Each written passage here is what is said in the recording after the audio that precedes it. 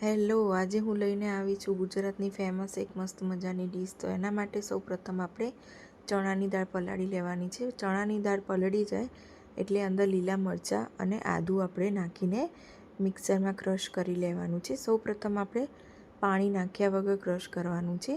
એ પછી જરૂરિયાત પ્રમાણે થોડુંક પાણી એડ કરીને એને આપણે સારી રીતે ક્રશ કરી લેવાનું છે। બહુ પાણી આપણે એડ કરવાનું નથી।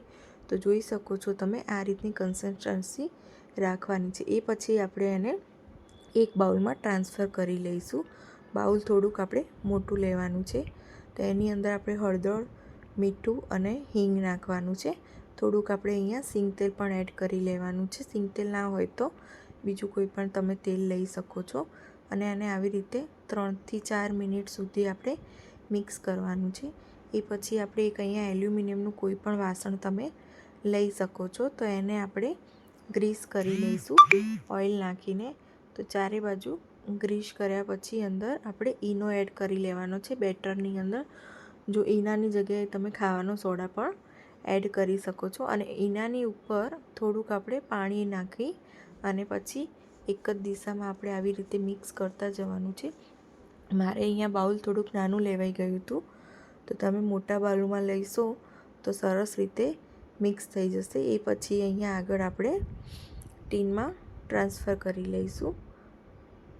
ટ્રાન્સફર કર્યા પછી તરત જ આપણે એને મૂકી દઈશું ગરમ કરેલા વાસણમાં, કારણ કે એ પછી આપણે બહુ રાખવાનું નથી। તો મેં અહીંયા આગળ પહેલાં એક બાઉલમાં સ્ટેન્ડ મૂકીને પાણી મૂકી દીધું છે। તો હવે એને 15 થી 20 મિનિટ સુધી થવા દઈશું। તો ચેક કરી લઈશું। તો જોઈ શકો છો થોડુંક ચોટે છે, પણ મેં 5 મિનિટ વધારે રાખ્યું હતું। તો આ રીતે ઠંડુ પડે એટલે ટ્રાન્સફર કરી લેવાનું છે। નાના નાના કટકા કરી અને આપણે એક નાના ગ્રેટરથી ગ્રેટ કરી લઈશું। અને તમે ભૂકો પણ કરી શકો છો, પણ ભૂકો કરવાથી થોડા ગાંઠા રહી જાય છે। તો આપણે આવી રીતે ગ્રેટ પણ કરી લઈએ। જોઈ શકો છો કેટલું સરસ ગ્રેટ થઈ ગયું છે। એ પછી હવે આપણે એક વઘાર કરી લઈશું। તો એના માટે મેં અહીંયા લઈ લીધું છે તેલ, એમાં રાઈનો વઘાર કર્યો છે, થોડા તલ નાખ્યા છે અને થોડાક મરચાં એડ કરી દીધા છે। તો એને સંતળાઈ જાય એ પછી આપણે થોડું પાણી એડ કરવાનું છે અને એની અંદર થોડીક આપણે ખાંડ એડ કરી દઈશું અને એ એકદમ મિક્સ કરી લઈશું।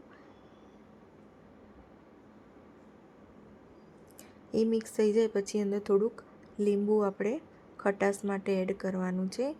તો અહીંયા લીંબુ એડ કરીને આપણે જે ગ્રેટ કર્યું હતું એ આપણે અંદર એડ કરી દઈશું। ઉપરથી થોડા ધાણા એડ કરી દઈશું, કોથમીર એડ કરી દીધી છે। હવે એને પ્રોપરલી આપણે મિક્સ કરી દેવાનું છે।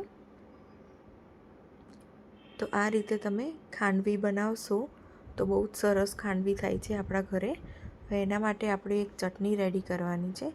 તો સૌપ્રથમ આપણે થોડોક ફુદીનો લઈશું, એ પછી ધાણા લઈશું આપણે થોડા, અંદર આદું નાખ્યું છે મેં, થોડાક મરચાં લઈ લેવાના છે, મરચાં ટેસ્ટ અકોર્ડિંગ લેવાના છે। અહીંયા મીઠું નાખ્યું છે મેં, થોડુંક સિંધાલુણ પર મીઠું એડ કરી દીધું છે, થોડું લીંબુ નાખવાનું છે અને આપણે જે ખમણ રેડી કર્યા હતા એ ખમણ આપણે એડ કરી દઈશું અને મિક્સ કરી દઈશું। થોડી આઈસ ક્યુબ લીધી છે, જોઈ શકો છો તમે કેટલું સરસ ચટણી રેડી થઈ ગઈ છે। હવે એક બાઉલમાં આપણે એને ડીશમાં પ્લેટિંગ કરી લઈશું। તો સૌપ્રથમ મેં અહીંયા ખમણી લઈ લીધી છે, એની ઉપર સેવ લેવાની છે। સેવ નાયલોન સેવ લેવાની છે, જેથી કરીને એનો ટેસ્ટ બહુ સરસ આવે છે। ઉપરથી દાડમ એડ કરી દીધા છે। તો રેડી છે આપણી સેવ ખમણી।